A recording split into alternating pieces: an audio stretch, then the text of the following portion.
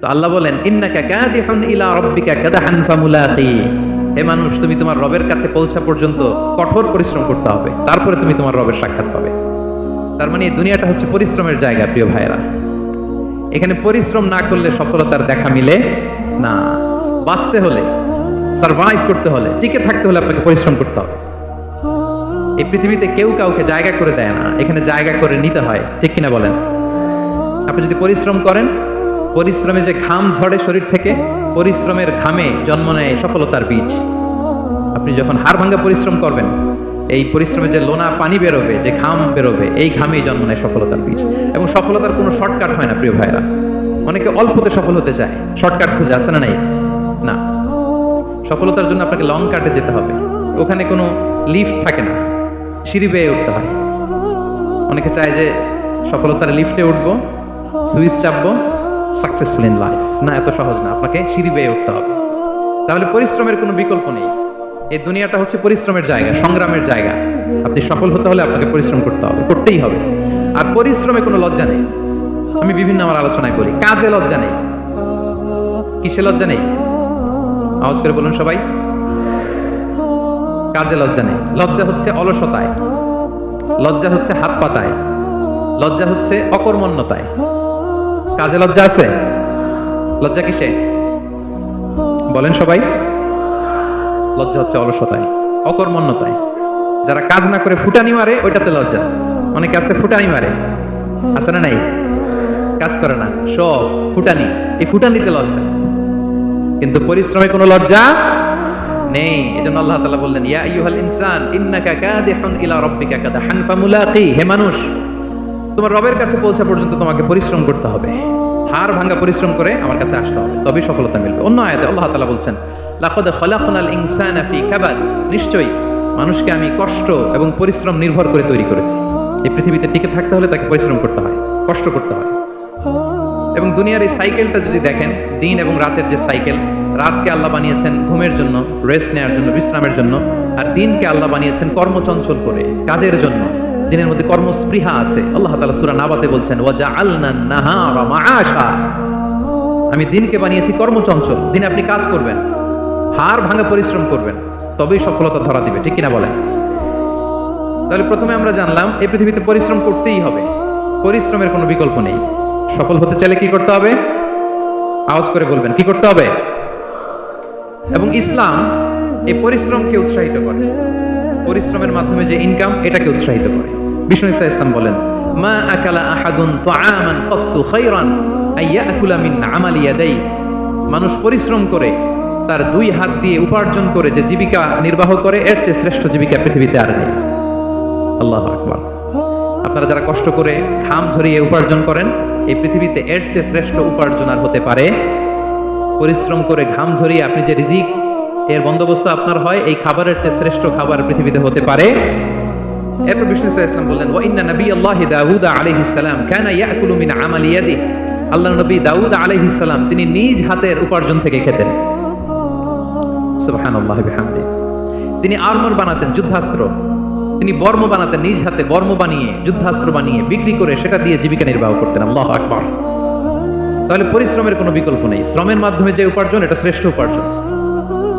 তাই শ্রমজীবী যারা আছেন, মনক্ষুণ্ণ হবেন না, মন ছোট করবেন না। You are the super hero, you are the super hero, you are the remittance fighter of our country. এজন্য রাস্তা দিয়ে যখন হাঁটবেন, বুক ফুলিয়ে হাঁটবেন, আর বস্তা ভরে টাকা নিয়ে দেশে ফিরবেন। ঠিক কিনা বলেন? বুক ফুলিয়ে হাঁটতে হবে। এজন্য আমি আমার প্রিয় মাতৃভূমি বাংলাদেশের গভর্নমেন্টকে অনুরোধ করবো, আমাদের শ্রমজীবী ভাইদের যাতে সুবিধা হয়, এই ব্যবস্থা আমাদের করতে হবে। বিনীত অনুরোধ রাখবো। শ্রম মন্ত্রণালয়ে যারা দায়িত্বে আছেন, স্পেশালি তাদেরকে রিকোয়েস্ট করবো, আমাদের শ্রমজীবী ভাইদের যেন কোনো কষ্ট না হয়। কারণ তাদের পাঠানো রেমিটেন্সে সচল থাকে আমার দেশের অর্থনীতির চাকা। তারা ভালো থাকলে ভালো থাকবে বাংলাদেশ। Very simple. ঠিক কিনা বলেন? আমার যে ভাইটা পরিচ্ছন্নতা কর্মী, রাস্তা ক্লিন করে, এয়ারপোর্টে ওয়াশরুম ক্লিন করে, একজন পরিচ্ছন্নতা কর্মী, তারও 20 থেকে 30 হাজার টাকা বাংলাদেশে ঢুকে প্রতি মাসে। আপনি চিন্তা করতে পারেন? 6টা মাস যদি রেমিটেন্স বন্ধ হয়, শ্রীলঙ্কার চেয়েও খারাপ অবস্থায় বাংলাদেশে চলে যাবে। Just only 6 months. ভয়ঙ্কর অবস্থা হবে বাংলাদেশে। এটা আল্লাহর পক্ষ থেকে একটা স্পেশাল রাহমা, মার্সি এন্ড ব্লেসিংস, যা আমাদের রিজিকের তাগিদায় সারা বিশ্বে যে কাজ করতে হয়, আমরা কাজ করি আর দেশে টাকা পাঠাই, আর সচল থাকে আমার দেশের অর্থনীতির চাকা, আলহামদুলিল্লাহ পড়ে। সো বাংলাদেশের গভর্নমেন্টকে আমি বিনীত অনুরোধ জানাবো, শ্রম মন্ত্রণালয়কে অনুরোধ জানাবো, এয়ারপোর্ট অথরিটিকে অনুরোধ জানাবো, আমার শ্রমজীবী ভাইদের সাথে ভালো আচরণ করুন, তাদের সাথে কোঅপারেট করুন। বিশেষ করে যতগুলো দূতাবাস আছে সারা বিশ্বে, বাংলাদেশের যে মিশনগুলো, দূতাবাসগুলো, আমার শ্রমজীবী ভাইদের যে কোনো কাজকে অগ্রাধিকার ভিত্তিতে আপনারা সার্ভিস দিন। এটা দিতেই হবে, ঠিক কিনা বলেন? তারা ভালো থাকলে ভালো থাকবে বাংলাদেশ। তো এই জন্য শ্রমের কোনো বিকল্প নাই। নিজ হাতে উপার্জিত অর্থ, নিজ হাতে উপার্জিত কামাই, এটা শ্রেষ্ঠ কামাই।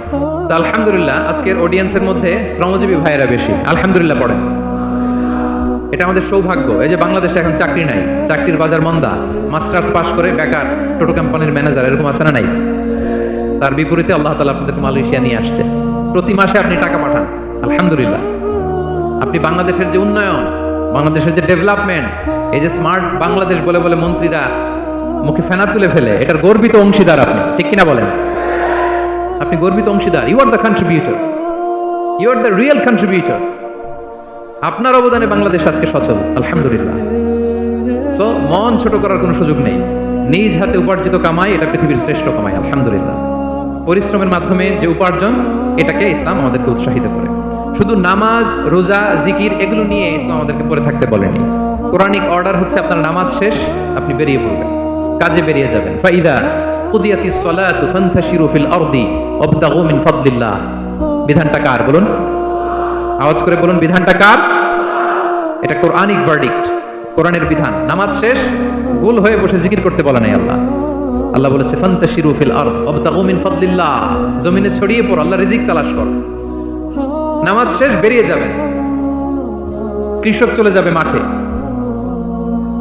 শ্রমজীবী চলে যাবে ফ্যাক্টরিতে, শিক্ষকরা চলে যাবে তাদের শিক্ষা প্রতিষ্ঠানে, কর্পোরেট ওয়ার্ল্ডের লোকেরা চলে যাবে তাদের প্রতিষ্ঠানে। ডেভেলপমেন্ট করতে হবে, সিভিলাইজেশন করতে হবে। নামাজের পরে গোল হয়ে বসে থাকা চলবে না। কি ব্যালেন্স দেখেছেন ইসলাম? আজান হয়েছে তো মসজিদে আসো, নামাজ শেষ বেরিয়ে পড়ো, আলহামদুলিল্লাহ। কি ভারসাম্যপূর্ণ ইসলাম। ফাইদা কুদিয়াতিস সালাতু ফান্তাশিরু ফিল আরদ, যখন সালাত শেষ জমিনে ছড়িয়ে পড়ো, আল্লাহর রিজিক অন্বেষণ করো। তাহলে শুধু নামাজ রোজার মধ্যে ইসলাম নয়, আপনাকে কর্মঠ হইতে হবে, পরিশ্রম করতে হবে, হাড় ভাঙা পরিশ্রম। বিশ্বনবী সাল্লাল্লাহু আলাইহি ওয়াসাল্লাম অত্যন্ত পরিশ্রমী ছিলেন। He started his first career as a shepherd. সুবহানাল্লাহ। ওনার প্রথম ক্যারিয়ার উনি রাখাল হিসেবে শুরু করেছেন। রাখালরা যে কাজ করে, অর্থাৎ মরুভূমিতে ভেড়া, মহিষ, ভেড়া, ছাগল, তারপর বকরি, দুম্বা, এই চরানোর কাজগুলো দিয়ে বিষ্ণু সাল্লাল্লাহু আলাইহি ওয়াসাল্লাম তার ক্যারিয়ার শুরু করেছেন এজ এ শেফার্ড। বিষ্ণু সাল্লাল্লাহু আলাইহি ওয়াসাল্লাম বলেন, সেই বুখারীর বর্ণনা, মা বাআসাল্লাহু নাবিয়্যান ইল্লা রাআল গানাম। আল্লাহ তাআলা এই পৃথিবীতে এমন কোন নবী পাঠায় নাই যে নবীরা ছাগল চড়ায় নাই। সুবহানাল্লাহ পড়বেন না? সাহাবারা বললেন, ওয়া আনতা ইয়া রাসূলুল্লাহ, হে আল্লাহর নবী আপনিও ছাগল চড়িয়েছেন? বিষ্ণু সাল্লাল্লাহু আলাইহি ওয়াসাল্লাম বললেন, নাআম, আমিও ছাগল চড়িয়েছি। ওয়া কুনতু আরআহা আলা কারারিত লি আহলি মক্কা, আমি অল্প কিছু মজুরির বিনিময়ে, অল্প কিছু টাকার বিনিময়ে, সামান্য কিছু পারিশ্রমিকের বিনিময়ে মক্কার লোকদের ছাগল চড়িয়ে দিতাম। সুবহানাল্লাহ পড়েন। ছাগল হচ্ছে খুব টেরা প্রাণী, ডানে টানলে বায়ে যায়, বায়ে টানলে ডানে যায়। তাদেরকে একসাথে করা এজ এ শেফার্ড, এটা মরুভূমিতে খুব কষ্টের কাজ। আল্লাহ তাআলা প্রত্যেক নবীকে দিয়ে ছাগল চড়িয়েছেন যাতে করে কিছুদিন পরে নবীরা মানুষ চড়াতে পারে। সুবহানাল্লাহ। আল্লাহ বুঝাতে চাইলেন, এখন ছাগল চড়াও, এদের উপর যদি কন্ট্রোল নিতে পারো তাহলে মানব জাতির উপর কন্ট্রোল নিতে পারবো। আল্লাহু আকবার। এজন্য প্রত্যেকটা নবীকে দিয়ে, সহিহ বুখারীর বর্ণনা, মা বাআসাল্লাহু নাবিয়্যান ইল্লা রাআল গানাম, আল্লাহ পৃথিবীতে এমন কোন নবী পাঠায় নাই যেই নবীকে দিয়ে আল্লাহ ছাগল চড়ায় নাই। তো বিষ্ণু সাল্লাল্লাহু আলাইহি ওয়াসাল্লাম ছাগল চড়িয়েছেন, অত্যন্ত সুঠাম দেহী ছিলেন, কর্মঠ ছিলেন। তার মানে বিষ্ণু সাল্লাল্লাহু আলাইহি ওয়াসাল্লামও পরিশ্রম করে উপার্জন করেছেন, ঠিক কিনা? ছাগল চড়াতেন, তার বিনিময়ে সামান্য কিছু পারিশ্রমিক নিতেন, মজুর নিতেন, এতে লজ্জা নাই। এজন্য এই কথা দিয়ে শুরু করেছি যে কাজে লজ্জা নেই। এই তো বিষ্ণু সাল্লাল্লাহু আলাইহি ওয়াসাল্লামের ক্যারিয়ার গেল। আমরা যদি সাহাবাদের জীবনী দেখি, ওনারাও পরিশ্রমী ছিলেন। কেউ খেজুর বাগানে কাজ করতেন, কেউ কৃষি কাজ করতেন, কেউ বাজারে ব্যবসা করতেন, কেউ বসে থাকেন নাই। হাড় ভাঙা পরিশ্রম করেছেন প্রত্যেকটা সাহাবা। তারা আমাদের মডেল, তারা আমাদের সুপার হিরো, তারা আমাদের আইকন, ঠিক কিনা? নবীরা আমাদের মডেল, সাহাবারা আমাদের মডেল। বিষ্ণু সাল্লাল্লাহু আলাইহি ওয়াসাল্লাম কর্মঠ ছিলেন, ওনার সাহাবারা অত্যন্ত কর্মঠ ছিল। কেউ বসে থাকতেন না, পরিশ্রম করতেন, হাড় ভাঙা পরিশ্রম করতেন, উপার্জন করতেন। তারা আমাদের জন্য প্রেরণার বাতিঘর। অনেক সাহাবাদের বায়োগ্রাফি থেকে আপনাদেরকে ঘটনা শেয়ার করা যাবে। আমি একজন সাহাবার জীবনী শোনাবো আপনাদেরকে। আব্দুর রহমান ইবনে আউফ রাদিয়াল্লাহু তাআলা আনহু, 10 জন জান্নাতের, দুনিয়াতে বসে যে 10 জন সাহাবা জান্নাতের সুসংবাদ পেয়েছেন তাদের মধ্যে একজন, আলহামদুলিল্লাহ বলেন। আব্দুর রহমান ইবনে আউফ রাদিয়াল্লাহু তাআলা প্রথম 8 জন মক্কায় যারা কালিমা পড়ে মুসলমান হয়েছে তাদের একজন। তার স্ট্যাটাসটাকে জেনে নেন।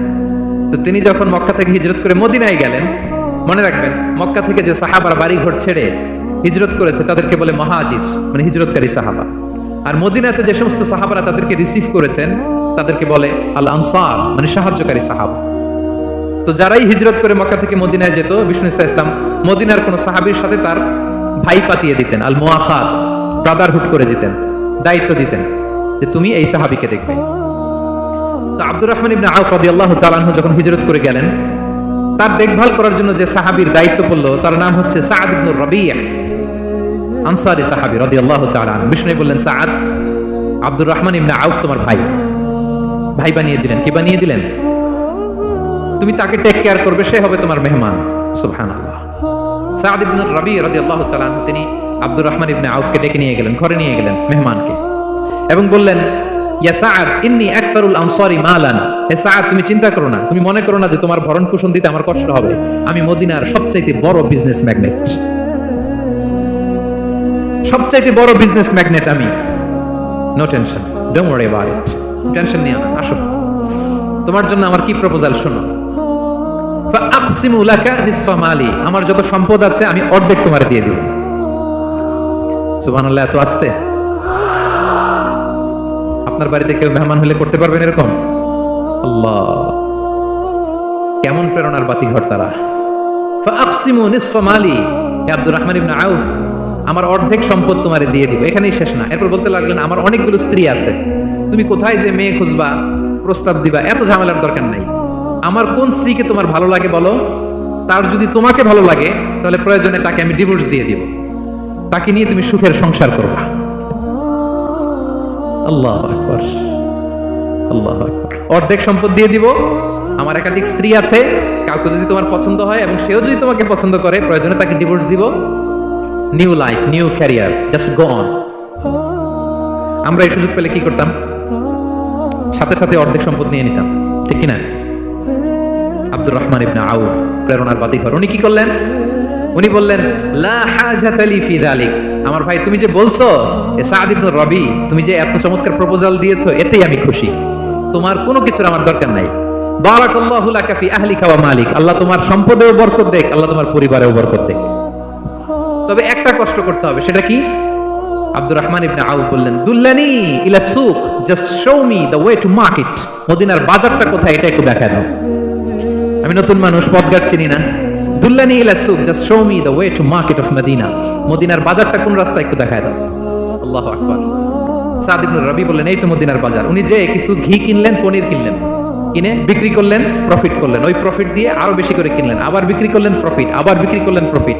এই কেনা বেচা করতে করতে 1-2 মাসের মধ্যে উনি মদিনার one of the biggest business magnate হয়ে গেলেন। আল্লাহু আকবার। কি হাড় ভাঙা পরিশ্রমই না তারা করেছেন।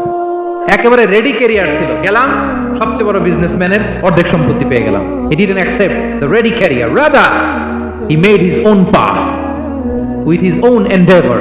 নিজের চেষ্টায়, নিজের পরিশ্রমে, নিজের ঘাম ঝরিয়ে নিজের ক্যারিয়ার তৈরি করেছেন। চিল্লায় বলেন ঠিক কিনা? This is the biography of Abdur Rahman ইবনে আউফ রাদিয়াল্লাহু তাআলা আনহু। সাহাবারা কতটা পরিশ্রম করেছেন, তার মানে বিশ্বনবী পরিশ্রমী ছিলেন, সাহাবারা পরিশ্রমী ছিলেন। এবং বিষ্ণু ইসলাম পরিশ্রম করতে বলতেন সবাইকে, হাত পাততে নিষেধ করতেন, কারণ দারিদ্রতা বড্ড ভয়ঙ্কর। দারিদ্রতা যার আসে সে বোঝে। বাংলা একটা কথা আছে, অভাব যখন দরজায় এসে দাঁড়ায়, ভালোবাসা তখন, হ্যাঁ সবার মুখস্থ, দেখছেন? অভাব যখন দরজায় এসে দাঁড়ায়, ভালোবাসা তখন জানলা দিয়ে পালায়। দারিদ্রতা ঈমান কেড়ে নেয়। আপনি পার্বত্য চট্টগ্রামের অবস্থা জানেন? আমাদের বাংলাদেশের পাহাড়ি এলাকার অবস্থা জানেন? ওখানে আমাদের গরিব মুসলিম ভাইদেরকে সামান্য কিছু টাকা পয়সা দিয়ে ওদেরকে খ্রিস্টান বানিয়ে ফেলতেছে মিশনারি গুলো। এই খবর তো আমরা রাখি না। দারিদ্রতা বড্ড ভয়ঙ্কর। এজন্য বিষ্ণু ইসলাম দারিদ্রতা থেকে আল্লাহর কাছে পানাহ চাইতেন। তিনি বলতেন, আল্লাহুম্মা ইন্নী আউযু বিকা মিনাল ফাকরি ওয়াল কিল্লাতি ওয়াদ দিল্লাহ। ও আল্লাহ, I seek refuge with you from poverty, from insufficiency and humiliation. ও আল্লাহ, আমি তোমার কাছে দারিদ্রতা থেকে পানা চাই। ও আল্লাহ, আমি তোমার কাছে স্বল্পতা থেকে পানা চাই। ও আল্লাহ, আমি তোমার কাছে লাঞ্ছনা থেকে পানা চাই। পড়েন আমিন। এই দোয়াটা বেশি বেশি করবেন। আল্লাহুম্মা ইন্নী আউযু বিকা মিনাল ফাকরি ওয়াল কিল্লাতি ওয়াদ দিল্লা। হে আল্লাহ, আমি দারিদ্রতা থেকে পানা চাই। আল্লাহ, স্বল্পতা থেকে পানা চাই। আল্লাহ, লাঞ্ছনা থেকে পানা চাই। সবাই পড়ুন আমিন। বিষ্ণু সাল্লাল্লাহু আলাইহি ওয়াসাল্লাম যে দোয়াগুলো শিখিয়েছেন, এগুলো হচ্ছে very precise in wording but comprehensive in meaning. শব্দে খুব ছোট, কিন্তু অর্থ মানুষের হৃদয়ে এটার আবেদন অনেক ব্যাপক, অনেক বেশি। আপনি সারাদিন মিলিয়েও দোয়ার মধ্যে এত সুন্দর প্রার্থনা বাক্য তৈরি করতে পারবেন না, কিন্তু বিষ্ণু সাল্লাল্লাহু আলাইহি ওয়াসাল্লাম এক বাক্যে যেটা চেয়েছেন গোটা দুনিয়াটা এর ভিতরে ঢুকে গিয়েছে। আল্লাহুম্মা ইন্নী আউযু বিকা মিনাল ফাকরি ওয়াল কিল্লাতি ওয়াদ দিল্লা। আল্লাহ, দারিদ্রতা থেকে পানা চাই। বিষ্ণু সাল্লাল্লাহু আলাইহি ওয়াসাল্লাম নিজে স্বয়ং দারিদ্রতা থেকে পানা চাইতেন। তাহলে দারিদ্রতার সাথে আমাদের কোনো সম্পর্ক? আমরা পরিশ্রম করব, আমরা কাজ করে খাবো, কাজে কোনো লজ্জা নেই। লজ্জা অলসতায়, চিল্লায় বলেন ঠিক কিনা? এবং বিষ্ণু ইসলামের কাছে কেউ যদি হাত পাততো, যদি দেখতেন তার কাজ করার যোগ্যতা আছে, বিষ্ণু ইসলাম ভিক্ষা দিতেন না, কাজে উৎসাহিত করতেন, ভিক্ষাবৃত্তিকে অনুৎসাহিত করতেন। এক যুবক এসে হাত পাতলো, বিষ্ণু ইসলাম আমার কিছু দেন। নই বললেন, তুমি তো শক্ত সামর্থ্য মানুষ, বাসায় কি আছে বলো? সে বলে, আমার বাড়িতে একটা পানি খাওয়ার জগ আছে আর একটা চাদর আছে। বিষ্ণু ইসলাম বললেন, নিয়ে আস। সে নিয়ে আস। এবার বিষ্ণু ইসলাম চাদর আর জগ দুইটা নিয়ে সাহাবাদেরকে বললেন, মাইয়াশতারি হাদাইন, কে কিনবে? অকশন চিনেন? অকশন, অকশনে কি করে? নিলামে দাম তোলে না? রাসূল সাল্লাল্লাহু আলাইহি ওয়াসাল্লাম তার চাদর আর জগটা নিলামে তুললেন। এই কে কিনবে? মাইয়াশতারি হাদাইন, মাইয়াশতারি হাদাইন। একজন বলল, ফাকালা রাজুল আনা আখিযুহুমা বিদিরহাম, ইয়া রাসূলুল্লাহ, আমি 1 দিরহামে কিনবো। কয় দিরহাম? বিষ্ণু বললেন, 1 দিরহাম, 1 দিরহাম, 1 দিরহাম। মানে এর চেয়ে কেউ বাড়াবে কিনা? মাইয়াজিদু আলা যালিক, এর চেয়ে বাড়াই দিবা কে? আরেক সাহাবী বলল, ইয়া রাসূলুল্লাহ, আমি 2 দিরহামে কিনবো। 2 দিরহাম, 2 দিরহাম, 2 দিরহাম। আর বাড়ে না। বিষ্ণু সাল্লাল্লাহু আলাইহি ওয়াসাল্লাম তার কাছে 2 দিরহাম দিয়ে বিক্রি করে দিলেন। 2 দিরহাম নিয়ে যুবককে বললেন, নাও, এই 1 দিরহাম দিয়ে কিছু খাবার কিনে তোমার ফ্যামিলিকে দিয়ে আসো। আরেক দিরহাম দিয়ে একটা কুঠার কিনে নিয়ে আসো। তো যুবক কুঠার কিনে আনলো। ফাওয়াদাআ লাহু আর-রাসূল সাল্লাল্লাহু আলাইহি ওয়াসাল্লাম ইয়াদান, রাসূল সাল্লাল্লাহু আলাইহি ওয়াসাল্লাম নিজ হাতে ওই কুঠারের একটা হাতল লাগাই দিলেন কাঠের। কারণ শুধু কুঠার দিয়ে তো হবে না, একটা হাতল থাকতে হবে না? বিষ্ণু সাল্লাল্লাহু আলাইহি ওয়াসাল্লাম ওনার মোবারক হাতে, বরকতময় হাতে ওই কুঠারে একটা হাতল লাগাই দিলেন। এবার বললেন, যাও, 1 দিরহাম দিয়ে কুঠার, আরেক দিরহাম দিয়ে খাবার কিনে আনো। এই কুঠার দিয়ে জঙ্গলে যে কাঠ কেটে লাকড়ি বেচে জীবিকা নির্বাহ করো। সামনের 15 দিন আমার সামনে যেন তোমার ঘুরঘুর করতে না দেখি। এ বেচারা গেল, 1 দিরহাম দিয়ে ফ্যামিলিতে খাবার দিল, আর লাকড়ি নিয়ে কাঠ কাটতে না কাটতে কয়েকদিনের ব্যবধানে ও 10 দিরহাম কামাই ফেলছে। আস্তে আস্তে আস্তে আস্তে সে স্বাবলম্বী হয়ে গেল। এরপর একবার বিষ্ণু ইসলামের কাছে আসছে। বিষ্ণু ইসলাম তারে বলে, মানুষের কাছে হাত পাতার চেয়ে, দুয়ারে দুয়ারে ভিক্ষা করার চেয়ে তোমার মতো এরকম কাঠ কেটে, জঙ্গলে কাঠ কেটে বাজারে বিক্রি করা অনেক ভালো। আল্লাহু আকবার। এই হচ্ছে বিষ্ণু ইসলামের ক্যারেক্টারিস্টিক্স। তিনি ভিক্ষাবৃত্তিকে অনুৎসাহিত করতেন। এই যে গল্পটা, what is the moral of the story? কি শিখলাম? 1 নম্বর যেটা শিখলাম, তিনি কাজ করে খেতে উৎসাহিত করেছেন। চাইলেই বিষ্ণু ইসলাম ওই 2টা জিনিস বিক্রি করে 2 দিরহাম দিয়ে বলতে পারতেন, যাও 2 দিরহাম দিয়ে খাবার কিনো। ওই বেলা খেয়ে রাতের বেলা আরেক দুয়ারে যা ভিক্ষা করতো। ঠিক কিনা বলেন? কথা বুঝতেছেন? 2 দিরহাম দিয়ে যদি খাবার কিনতো, তো দুপুরে খেয়ে রাতে কি করতো? আবার হাত পাততো। সেটা করে নাই। কাজ করে খেতে উৎসাহিত করেছেন এবং স্থায়ী সমাধান করে দিয়েছেন। কারণ কাজ কাজই, কাজে কোনো ছোট বড় নাই। আছে?